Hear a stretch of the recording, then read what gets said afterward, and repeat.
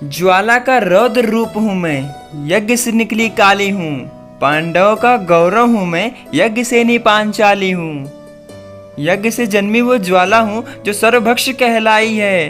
अरे उसका क्या अपमान करोगे जिसकी लाज स्वयं नारायण ने बचाई है। पांडव और मेरे रिश्ते को नारायण ने सम्मान दिया, तुम मुझ पर लांछन लगाते हो। तुम्हें इतना किसने ज्ञान दिया। नारी को अपमानित करके समझते खुद को वीरेंद्र हो। अरे शरीर से छोड़ो, तुम तो आत्मा से भी दरिद्र हो। अधर्मियों के महिमा मंडन में आगे तुम निकल गए, ग्रंथों की लाज न रखी और श्लोक सभी बदल दिए। अरे हिंदू रीति है, ससुर पिता के समान है। मैंने तो अंधे का पुत्र अंधा कहा, किस ग्रंथ ने दिया तुमको ऐसा ज्ञान है। अरे कहाँ से तुम्हें पता चला किया मैंने ताश्री का अपमान था। किस ग्रंथ में है या श्लोक लिखा या गीता में प्रमाण था। स्वयंवर मेरा भव्य हुआ, ना किया किसी का भी अपमान था।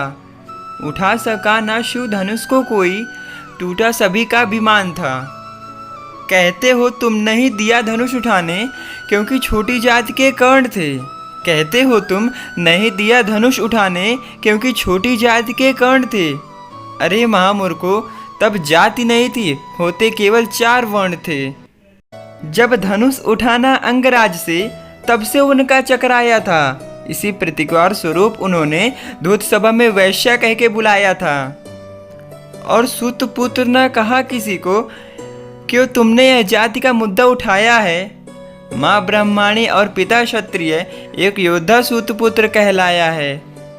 मेरे चरित्र पर उंगली उठाकर संतोष कैसे तुम पाते हो।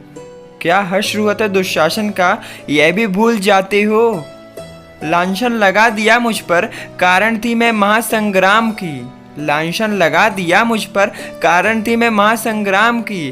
अरे शांति दूत श्री कृष्ण का प्रस्ताव ठुकराया था किसने 5 गांव का। अपमान का कड़वा घूंट पिया और शांति प्रस्ताव भिजवाया था।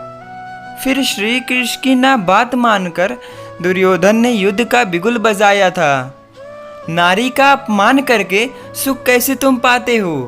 नारी का अपमान करके सुख कैसे तुम पाते हो। जिस नारी से जन्म लिया है उससे नजरें कैसे मिलाते हो।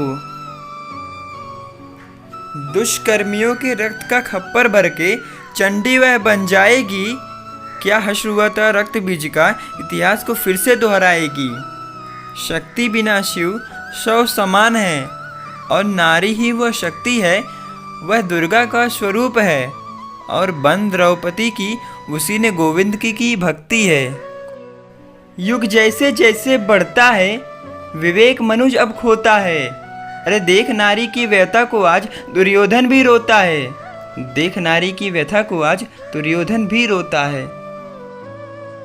तो ये हमारी छोटी सी पोएट्री कैसी लगी आप लोगों को, कमेंट सेक्शन में अपना कमेंट देकर ज़रूर बताएं।